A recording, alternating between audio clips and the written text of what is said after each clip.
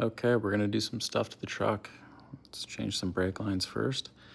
I found out that that was something I needed to do when I was doing the wheel cylinder, and now I'm forcefully having to change these brake lines because the other one cracked, which is pretty standard. But anyways, I gotta loosen off these shoes, so I'm taking these springs off.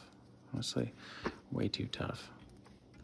But once we get these separated, I'm gonna tap them apart a little bit.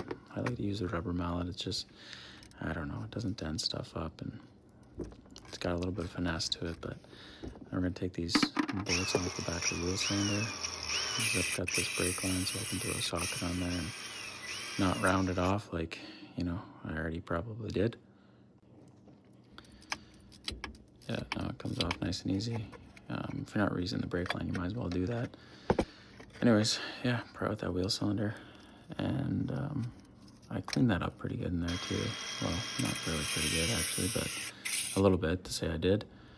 Anyways, this was brutal trying to work in there in the rear diff and get that brake line off. There's not very much room, but yeah, anyways, just go ahead and loosen that off and smash your knuckles.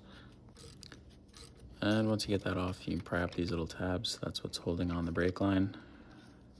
And you pull that out and throw it as far as you can. And when you start to bend up this new one, just go nice and easy. Don't go crazy unless you have a bender. That would be nice, but obviously I do not. But yeah, I use the rubber mallet too to kind of tap it around, put it where I want to. Anyways, now that that's all back together, we can start putting these springs back on, my favorite.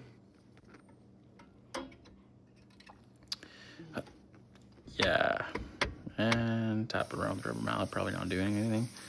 And why not? Spray it with some brake cleaner. But yeah, this turned out to be like more of a deal than I thought it was gonna be.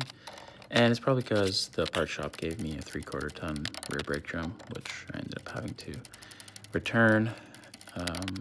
But yeah, I'm just gonna use my old brake drum. Why not? I didn't even end up changing the shoes. They had a lot of life left. But anyways, now I'm gonna flush the brakes.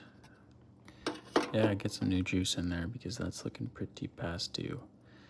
And then you throw this little rubber line on the end of your bleeder screw and drop it in a bucket and put some brake fluid in the bucket so it doesn't suck air up into the system. And then you keep this master cylinder topped up while you do it because you don't want to run it dry. And then you start on the farthest brake away from the master cylinder, which would be the right rear, and just keep pumping it until you feel like it's clean enough to go to town.